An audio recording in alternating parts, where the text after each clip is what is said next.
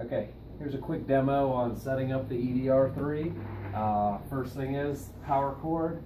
We're going to plug this APC adapter into the wall. We found that prevents blowing a fuse in here for barns that have difficult power supply. We pretty much just use that all the time just to be safe.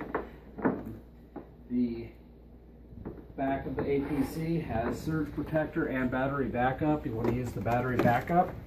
The other end plugs into the back of this.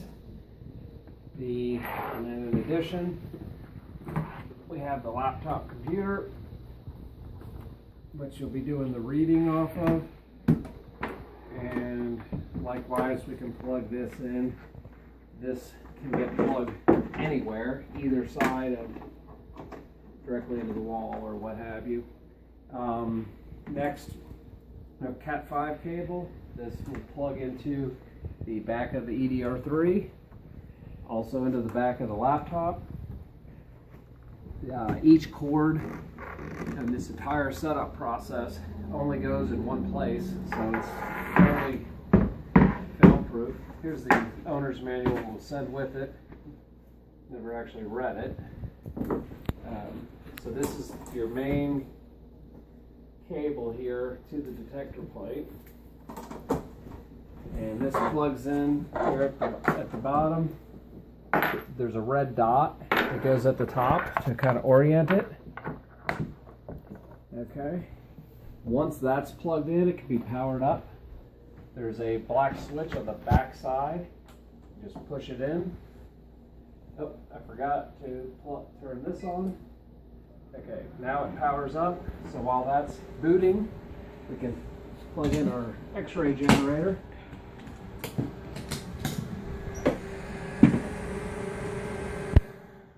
So the wires from the X-ray generator. Now you'll hear that APC beeping there, and that just means that it's drawing more current than the battery will allow. The battery will eventually charge up, and it'll be okay, but it's helpful to keep that APC charged at your office ahead of time. But the beeping will stop. This is the sync cable, so that tells this machine that an exposure's been made. It plugs in right here. Once again, red dot on the top.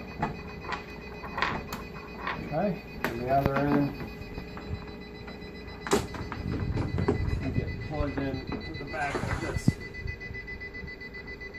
And again, I'm going to do that on the battery backup side, because that's when it blows the fuse, is when you get a big draw of electricity to your X-ray generator. I'm going to set my panel out here because we're going to do a test exposure.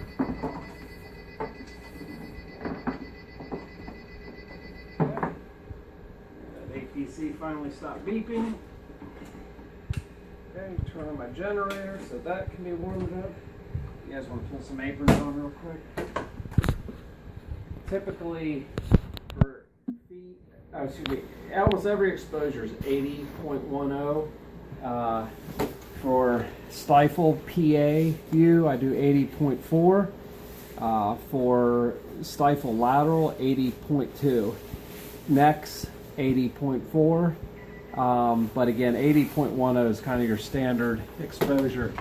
Because today we're x-raying a hawk that doesn't have any flesh, we'll back that down to 80.05.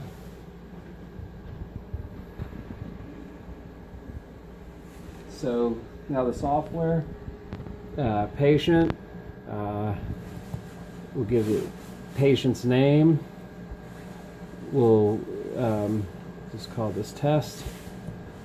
Okay, female, put in the age. On study info, we have this set up on the presets for the different veterinarians' names. I usually put in something description, for instance, I think that's a left hawk. Yep.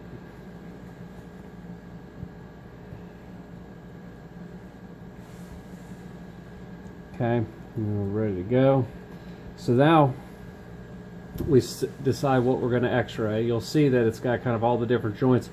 One thing that's a little different is that we and you can set these things up. I don't know how to do, but it's under the system button, and it's fairly self-explanatory. But this is my pre-purchase series that I do. Keeneland for thoroughbred sales yearlings, and then my partner has his pre-purchase exam format. One of the features this machine has, which was an add-on, is this what's called scripting. So if I click start scripting, it will advance to the next shot. I don't have to touch the machine in between exposures. If I don't use that, after every single exposure, I got to come back and select the next one. But in this case, we'll use the scripting. In this case, we're going to use the hawk. That actually looks like a right hawk. So I'll do DP, and I'm going to use the scripting. It always makes it blink back to the first one. So we'll go to that. So again, it'll go through these first four as long as I go in that order: DP, LMO, lateral, and then the MLO. Okay, I think we're ready to shoot.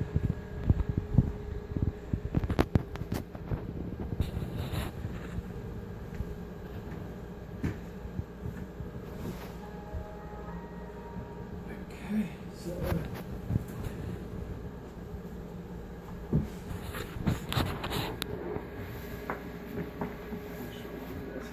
Sam, just hold this. I'll tell you where to hold it.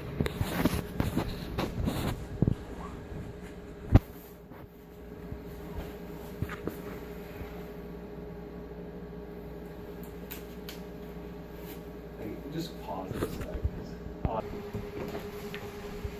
Okay, here we go. Ready? Okay. Just watch your right hand, because your fingers are hanging on the picture.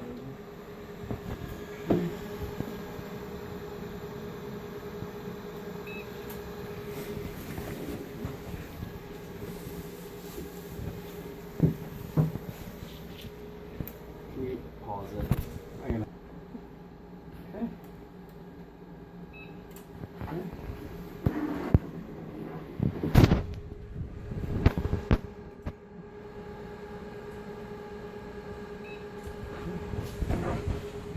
There. Normally it'd be like that, but since flip that upside down, you just kind of put your finger on top of it. Okay. Okay. This.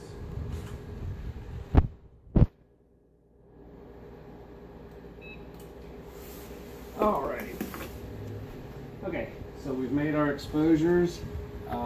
Use this arrow. There's our last 1, 2, 3, 4.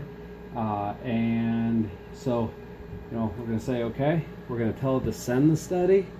Okay, I usually recommend doing that before you end the study in case you want to later add more pictures to it. They'll all be in the same study. Okay, that's going to send them over here to our Cat5 cable. This one is not touchscreen. Okay, so now we're in eFilm, and this is where we read the images. Just by clicking the Today button, we'll bring up this one. You can see it hasn't quite made it over here just yet. Note the green blinking light up here. That's telling it that that the information's sending. Okay, they're over here now. So there's our horse. I'm going to double click it. It's going to bring that up. Most of the toggle buttons are pretty self-explanatory. I like to read with a single pane. Okay, these are the first two we made a mistake on, having upside down. So we start here. I generally will click the pan and the zoom buttons. Okay, so I can pan in and